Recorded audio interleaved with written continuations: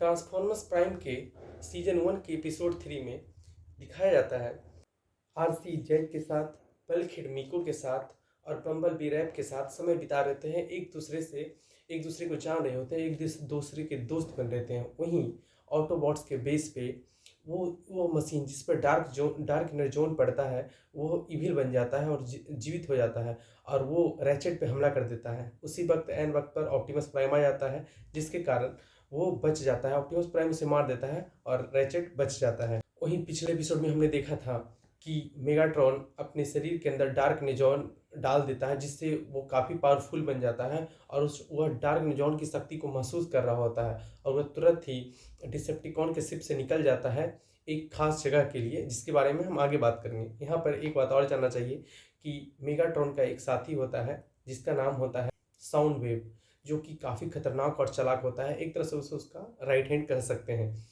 इसके बाद ऑटोबॉट्स के बेस पे दिखाया जाता है कि ऑप्टिमस प्राइम और रैचेट बात कर रहे होते हैं कि आखिर ये जिंदा क्यों हो गया है, जिससे रिसर्च करने के बाद पता चलता है कि हो ना हो ये जरूर डार्क एनर्जॉन होगा जो जिसे अंतरिक्ष से लाया गया है मेगाट्रॉन के द्वारा। और इस पे वो लोग डिस्कस करने लगते हैं कि आखिर मेगाट्रॉन इसे क्यों लाया होगा, क्या कारण। फिर इसी बात का पता लगाने के लिए ऑप्टिमस प्राइम और रैचेट बाहर निकल जाते हैं इसकी छानबीन करने के लिए। वहीं आरसी बम्बल बी और बल्कहेड वापस ऑटोबॉट के बेस पे लौट जाते हैं, जहां आरसी और बम्बल बी पेट्रोलिंग पे चले जाते हैं और यहाँ पर बल्कहेड और तीनों बच्चे उस ऑटोबॉट के बेस पे रह जाते हैं। उसी समय अकेले रह जाते हैं और मस्ती करने लगते हैं। उसी समय एजेंट फॉलर आ जाता है ऑटोबॉट्स के बेस पे, जो कि काफ़ी गुस्से में रहता है और वह ऑप्टिमस प्राइम से नाराज रहता है कि वो अब तक क्या कर रहा है, डिसेप्टिकॉन को क्यों नहीं भगाया। और तभी वह बच्चों को देख लेता है, तीनों बच्चों के, जिससे वो और भी गुस्सा हो जाता है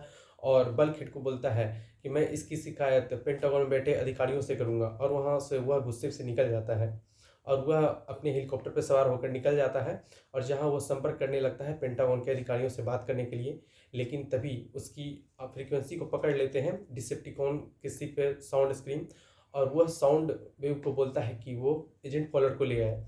जहाँ साउंड वेव एजेंट फॉलर का पीछा करता है और दोनों के बीच काफ़ी मुठभेड़ होती है, जिसमें अंततः साउंड वेव जीत जाता है और एजेंट फॉलर को पकड़कर डिसेप्टिकॉन के शिप पे ले आता है।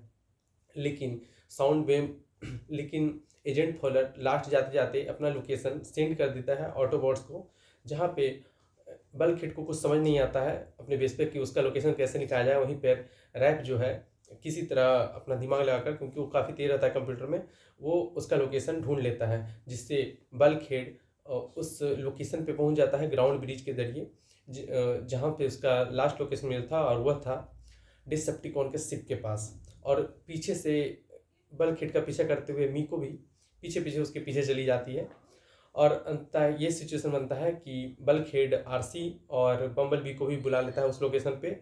और यहाँ जो दो बच्चे थे जैक और राप, वो भी पहुंच जाते हैं उसके शिप के पास। दूसरी तरफ यहाँ दिखाया जाता है कि रैचेट और ऑप्टिमस प्राइम उस जगह पे पहुंच जाते हैं जहाँ पे एक बहुत भयानक युद्ध हुआ था हिस्ट्री में ऑटोबॉट्स और डिसेप्टिकॉन के बीच, जिसमें काफ़ी सारी लाशें दफन थी ऑटोबॉट्स की। वह उसी जगह पहुंचता है और ठीक उसी समय मेगाट्रॉन भी वहाँ पहुंच जाता है, क्योंकि ऑप्टिमस प्राइम उसका जान चुका होता है कि वह क्या करने वाला है। वह डार्क एनर्जॉन से उन सभी को जीवित करना चाहता है और अपनी सेना बनाना चाहता है। और होता भी ऐसा ही है। जैसे ही मेगाट्रॉन डार्क एनर्जॉन को उस जगह पर फेंकता है, वहाँ से सभी ऑटोबॉट्स की लाशें निकलने लगती हैं जो जिंदा हो चुकी होती हैं और वह तैयार रहती हैं हमला करने के लिए ऑप्टिमस प्राइम पर। यहीं के साथ इस एपिसोड की समाप्ति होती है। मिलते हैं नेक्स्ट एपिसोड।